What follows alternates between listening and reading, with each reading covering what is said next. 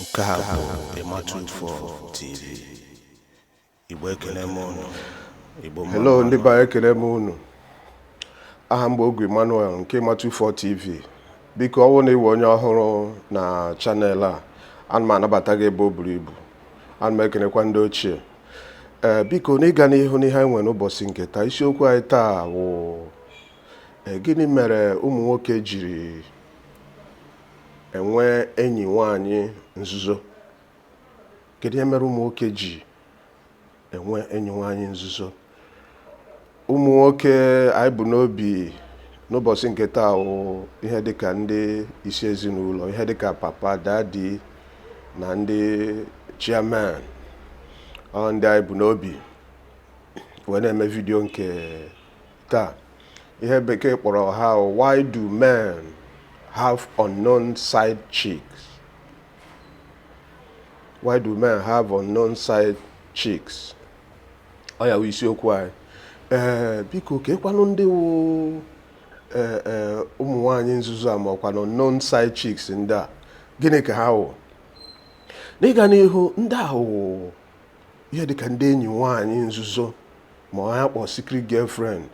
Enyi nwaanyị nzuzo dadi nwere, ezoro ya ezo, sọsọ ya nwa ya na nke nwaanyị wee onye ma ihe wụ aka ọrụ ha. Ọ eziokwu, ụfọdụ na-akpọ ya unknown side chicks maka onwenuhu mgbe chairman, onwe mgbe Okoye ga-akọgide akụkọ wee gwa nwunye na ada ama na o nwee bịa debe enyi nwaanyị nzuzo, makwa na ya nwere enyi nwaanyị nzuzo. Ụfọdụ na-akpọ ya ihe dịka ọfịs nke abụọ makwa second office. Ụfọdụ na-akpọ ya ihe dịka mmadụ inwe ministry. That is, ọ bụ na ọchị ịga na nke enyi nwaanyị nzuzo ya ma side chick ya, ọ sị ka ya gaa ministry. Ụfọdụ sịkwa na ha na-arụ ọrụ dịka ebe mgbaba ewusiri ike, mana otu esi wuo ya ihe na-edo m anya. But ka anyị na-agagoro, eziokwu ndị enyi nwaanyị nzuzo a kwanụ ma unknown side chicks ndị a, ha awụghị Panadol. Ha awụghị Panadol, mana ha na-arụ ọrụ dịka Panadol. Ha na-arụ ọrụ dịka Panadol, mana ha awụghị Panadol. Oge ụfọdụ kwa ha na-abịa ezinụlọ anyị gasị, ha na-abịa ka ha zuo, gbuo ma laa n'iyi. Oge ụfọdụ kwa ọ wee ebe ọ ga-eme ọsọ chụwa nwoke n'ụdị aṅa, ọsọ chụwa ya n'ụlọ, ọ gbaba ebe ahụ maka ndụ ya. Adị m ekwu na ihe dị mma ka ọ wụ, ọwụghị ezigbo ihe ka ọ wụ, but ihe m na-ekwuwa ihe na-eme na obodo anyị, ihe na-eme na society anyị nọ n'ime, ihe na-eme n'oge ugbu a. Ọwụghị ihe o nwere ike ọwụ na ile ya n'ihe onyonyo, ọ dịghị ka ọ nọdụ eme. Oge ụfọdụ ọwụrụ na ihe dịka Okoye n'anya hụ na ụlọ na-apụ ezigbote ọkụ dị n'ụlọ. O nwere ike madam amigo mma chere, madam ashapụnugo ọnụ ya, chere Okoye ka ọ bata. Okoye n'anya oge ụfọdụ ime onwe mgbe ọ ga-eme ọgbajuo madam n'isi, ihe ga na-anụ ọkwa na bema, ọwụkwa na bema, ọwụ na ma ọwụkwa n'ụlọ a, ọwụ n'ụlọ a. Madam na-eti ọwụkwa na bema, ọ maghị ebe landlord bi. Even ụgwọ na akwụrụ akwụ sef, ọ maghị ebe akwụdebere ụgwọ ụlọ. So mgbe ọ na ha da n'enu like this, mgbe Okoye bata n'ụlọ ka o dewe isi n'ala zute ike, ọ hụ na o sighị otu a na-ada. Lecha n'anya, ọ ga-asị ka ekwana enwe na ihe ọzọ ya ga-eme, because na ya ga-achọ ka isi ya jụtụ oyi, ka achọ ebe a ga-edewe nwee ike isi a jụọ oyi. Ọ mgbe a ka ị ga-ahụ bido bịa na echiche, mgbe a ka ọ ga-ahọrọ chi ọzọ ọ ga-efe. Kedu chi ọzọ Okoye nwere plan ife? Chi ọzọ nwere ịga efewe ịga na nke enyi nwaanyị nzuzo a ndị anyị na-akpọ unknown side-CHICS ebe a ka Okoye ga-etinye isi. Nke abụọ, ihe nwekwara ike ime ka dibịa ụlọ ma ọ bụ dimkpa bi n'ụlọ nwee ike ịga tinye aka na enyi nwaanyị nzuzo. Ihe ọzọ nwekwara ike iso bute ya o nwere ụfọdụ mmadụ na-azụzighị ọfụma. Onwe ndị si n'ọwụ na enwe ndị azụrụ half done. Onwe ndị si na onwe ndị azụrụ half done. So o nwere ụfọdụ ndị mmadụ azụrụ half done. Ọ bụrụ ihe dịka na nwaanyị, ụdịka nwaanyị a na-eme ọ bụ na anụbata ya n'ụlọ, ụlọ onwe anya hụ dat na ịmago na ya agbaga aka ahịa. Enwe a lot of ụmụ nwaanyị wụsa anụ na marriage market na-enwebeghị customer ọ na-ahụ ma ọ gị ha na-ahụ na ya agbaga aka ahịa o bidozie biwe ndụ otu o siri masị ya. Ụfọdụ n'ime ha wụ ndị na isigodo ka etore ha alụ ma ọkwanụ ka inye ha advice si ha, nne biko welata n'aka n'ihe ndị ị na-eri, ọ na-eme gị ka ị na-ebu ibu ọ na-eme ka ị na-ebu ibu. Ọ gaghị achọdị ịma, ọ ga-asị na ọ gbasara gị, ọkwa ya na obe di ya na ya alụọla di. Ọ ka mma na ị ga na nke di gị otu ọwụ na ị chọrọ isi na-eri ma ọkwa na otu ọwụ na ị chọrọ isi na-ebu isi otu a na-ebu ya nwa ọdịdịre dị ige gị ntị ka na-eri na-ele odu na-ebu. Wala ọwụ gị otu a ka ọ dị mgbe di ya lụtara ya. Eziokwu onweghị mgbe nwaanyị ga-adị otu o si dị mgbe a lụtara ya ọhụrụ, digidekwa wee mụchaa ụmụ. But onwe ndị achọghị ịma iwe ọchị. Oge ụfọdụ ụmụ nwoke lụtara ụdị nwaanyị a na-eme oru ihe dịka ụbọchị ụka akwado ịga chọọchị. Nke nwoke na-akpachapụ anya kwado ọsịsọ ka o nwee ike bụ ụzọ pụọ, ka ya na mmadụ ghara iso na-aga n'ụzọ. Maka saizi madam na-emezi ezigbote ifere. Ọma otu saizi madam nwere ike ya ma otu ọ ga-esi na-ama na-eji madam a. Ọgwụkwa na onye aka dị ma onye dịka chairman ego dị, inwe ike chee na moto ọ zụrụ nwunye ya na ya afụkwa nwunye ya n'anya. Ọ bụrụ na ọ hụrụ ya n'anya, ihe o ji zụ ya moto ahụ ka madam nwee ike iji gara ihe dịrị ya, ka ha na-abụghara ịdị na-eso na-agakọ mmemme ma ọ na-agakọ ofu ebe. O buru moto bụ ihe ịnọ n'akụkụ esi nwoke nke ọhụgbuo nwunye na ọhụ nwunye n'anya ọfụma. Ịmaghị na ship ya na-emezi nke nwoke ifere. Ekwu enukwu a na osi na ntị nke abaa osi ebe a pụọ, ọ chọghị ịma. So nwaanyị ruo na-eri na-aka ga-asị na nne na-achịpụ out of fashion. Ọ chọghị ịma. Tutu ịchọpụta ihe na-emenụ, Okoye lechazi anya, o bido legharịwa anya sị kedu ebe ya nwere ike ịchọta ihe dị nro, ebe ka ya nwere ike ịnweta ihe dị soft a ga-atụkwasị aka ya. Before you know it, o wepụ ụkwụ n'ama bido gaa na nke enyi nwaanyị na nzuzo bụ ndị anyị kpọrọ unknown side-CHICS n'olu bekee. O tinye isi ebe ahụ. So nke ịtọ ahụrụkwanụ gịnị? Nke ịtọ wụ o nwere ndị amụrụ na-amaghị ihe a na-akpọ idozi ihe ọfụma ma ọkwa na otu ha si edewe onwe ha ọcha. Amaghị adị ọcha. Ịsapụ ahụ wụ problem. Ha da-asapụ ahụ ọfụma. Ikwutekwa n'okwu ka maka mgbanwe, ha achọghị iji ntị anụ ihe a na-akpọ chenji. Chenji akwụkwa maka ụkwa nke bụ ubu ka m na-ekwu okwu ọ chenji nke ime ụlọ. Ọ chọghị ịma. Onwetu isi gagide pụtakwa aka na be ha, itinye isi otu a, ihu ebe ewere ụmụ ihe ọ na-eyi n'ime gasị, ụmụ ihe ndị ọ na-eyi n'ime na-ekwesịghị chepụta n'ama, ihu ebe a kpasachara ya ka ma otu o siri unyi ma otu esi taa nchara ma gịnị, ihu ebe a kpasara ya iche ma ọ ihe eji apaghachi tapolin ma ọkwa na ihe eji ekpofu ahịa. Ịma na ihe mmadụ na-eyi n'ukwu, ihe mmadụ na-eyi n'ahụ, ewere ya ịbata n'ụlọ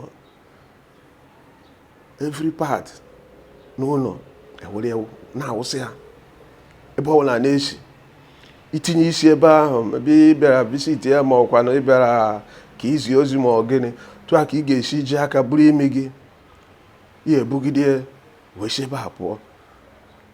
Oge ụfọdụ ọ na-enwede efe ilekọta ụmụaka ịma ma ụmụaka ha ga-adịkwa ọcha ma ọ ga-asa ha ahụ ya nwa asabeghị ka ọ fụ onye ọ na-aga ịsa. Okoye dịkata ihe a dịkata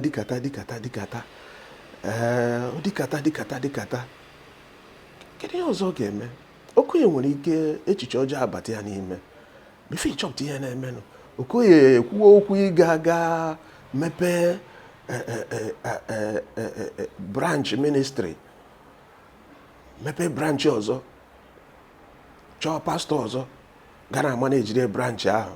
Akwụ ofu ministry ahụ mana pastọ ọzọ ga na-ama na-ejide that branch. Kedu onye bụ pastọ ahụ? Ọ bụrụ enyi nwaanyị nzuzo ya anyị kpọrọ unknown side-CHICS.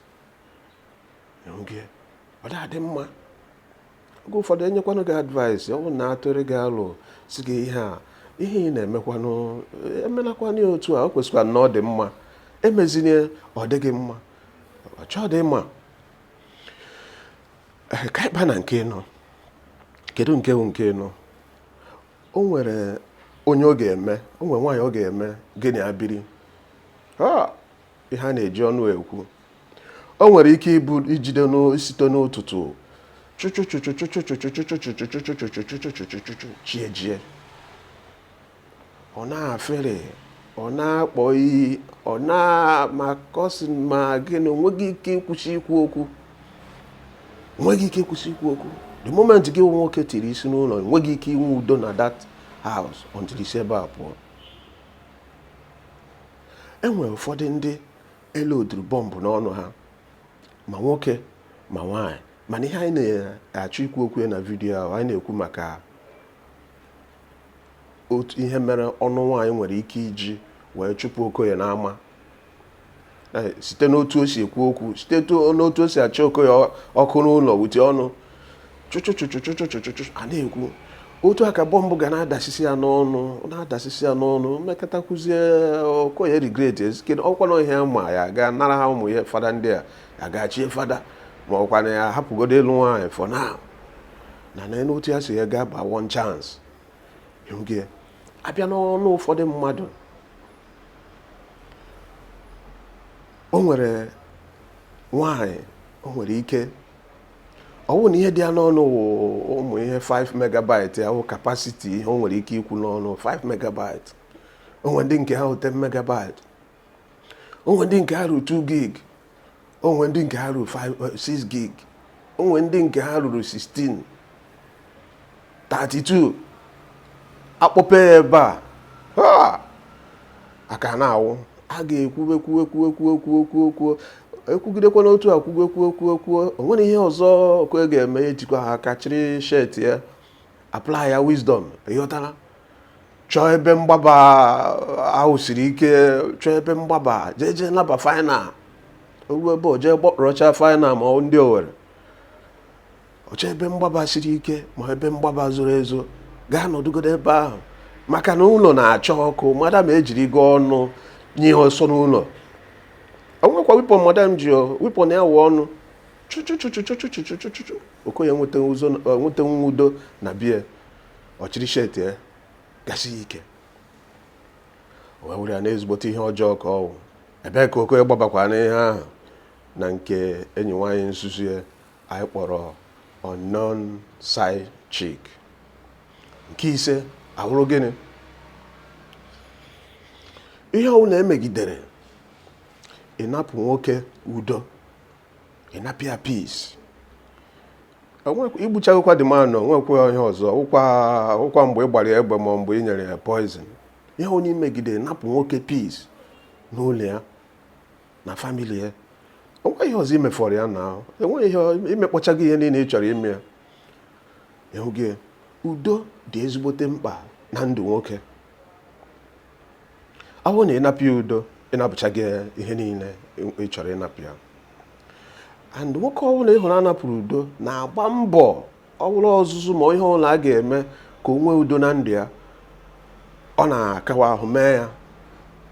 Ọ bụ eziokwu na ụfọdụ ezinụlọ inwe ike ịbata ebe ahụ enweghị okwu ọbụla a na-ekwu ma ọkwanụ gị na madam ahụhụ onye na-afịrị ọnụ, mana omume madam otu o si emeso di ya omume nwere ike di ya anaghị asị na ịdịkwa shọ na ihe awụ nwaanyị a ga-aga lụta, maka na ụlọ adịghị eme mkpọtụ n'ụlọ mana efe adịghị n'ụlọ. Omume na agwa dị iche iche. Ịhụ na onye ga-aga lụta kpọbata n'ụlọ, onye ahụ total stranger, onweghị otu ihe gị na ya na-abụ si amakọ, onweghị otu ọbụla, enweghị anything dị ka compatibility na the relationship, onweghị otu ihe gị na ya na-abụ si adakọ ọnụ. So mgbe ọ na-esi anya oke ele anya hụ that na ya nọkwa ndị attack n'ime ụlọ nke ya, o nwere ihe ọzọ ọ ga-eme. Enwe ga-agbakwa mbọ ọ bụrụ ịga n'ụmụ ihe baa ndị a, gaa na ụmụ ihe baa ndị a, gaa oru ebe ahụ were onwe soku banye n'ime bọtụl, ịghọtago, awụba nke a awụchie, ọ ga-ngide ibi na ọ gaa n'ebe ọ na-aṅụ mmanya, ndị nwe baa ga-abịa kụtu ya aka si ya chairman ewe n'iwe, biko anyị akpọchichagokwanụ ebe a n'oge ka anyị na-eche ka ịṅụtọpụ mmanya ga ka anyị bukpuo tebụl, chikpuo bọtụl. Ọ tọnụkwa ha n'aka otu ihe okoye tọnụ aka like this piam, ọwụ na aka atụkwasa n'ihe ọwụla dị nlo, ọwụ na aka drọpụ onye n'ihe ọwụla dị soft. Mgbe ahụ efu na onwe ihe a na-akpọ ụzọ mmụọ ịtọ na-eme ọbịakwute mmadụ, ọkachasị ọbịakwute nwoke. Kedu ihe a na-akpọ ụzọ mmụọ ịtọ a? Ajọ mmụọ ịtọ a. Enwe ihe a na-akpọ mmụọ nkịta, enwe ihe a na-akpọ mmụọ mmehie, enwe ihe a na-akpọ mmụọ akwamiko. Mgbe ụzọ mmụọ ịtọ abataghị n'ime, enwere ihe ọzọ a ga-eme n'ahụ gị. Onye ọbụla nọ nso nwaanyị convert ya to unknown side-chick ozugbo for chọpụta ihe na-emenụ, ajụ ihe ebidogo mewe. Biko unu echefukwala subscribe to Matu4 TV. Unu like ya, comment ya, wenu video a tụsasị ya na ya, share no video a, press kwa na notification bell. N'oge ugbu a Monde ọzọ na-abịanụ, unu ga-enweta video ọhụrụ anyị. Igbo kwenu, Igbo kwezuonu, Igbo ka emesịanụ. Bye bye.